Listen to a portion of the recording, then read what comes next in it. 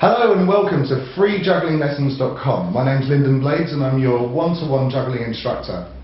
I've been juggling for about 20 years. I've been teaching juggling for about 20 years, and over that time people have come to me with exactly the same problems. If someone's felt that they're not going to be able to juggle for any particular reason, they always come up with the same 3 problems.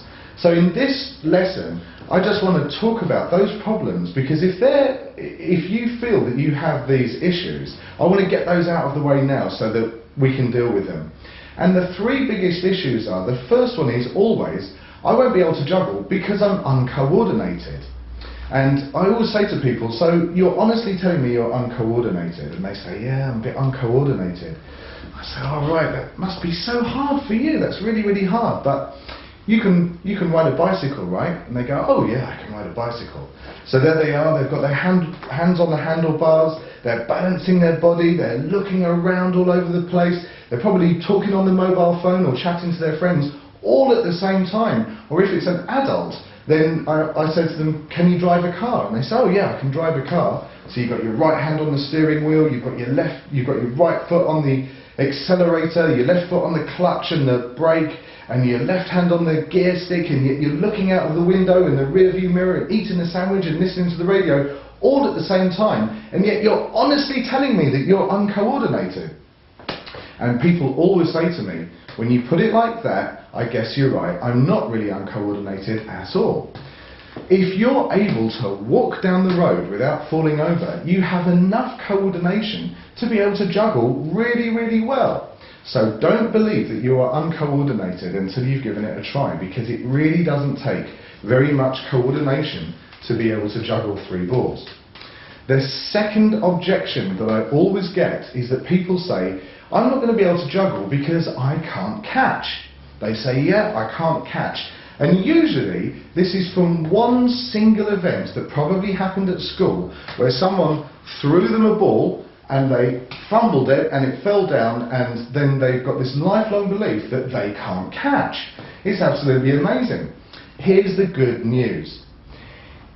With juggling, you don't need to be great at catching. What you're going to be developing is your skill of throwing. You don't need to be a good catcher to be a good juggler, and I'll show you why. If I throw this ball really, really well, I don't really have to make a lot of effort to catch it, because it just lands in my hand automatically.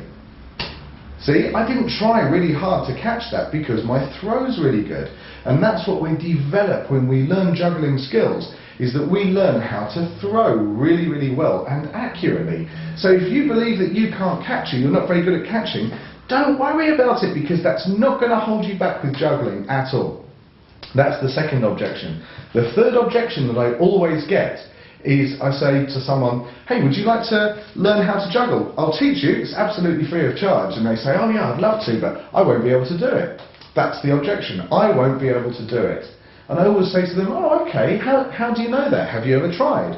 And they say, well, no, I've never tried. Or sometimes they say, yeah, I tried for about 10 minutes once in my flat by myself, and I gave it a go and I wasn't able to do it.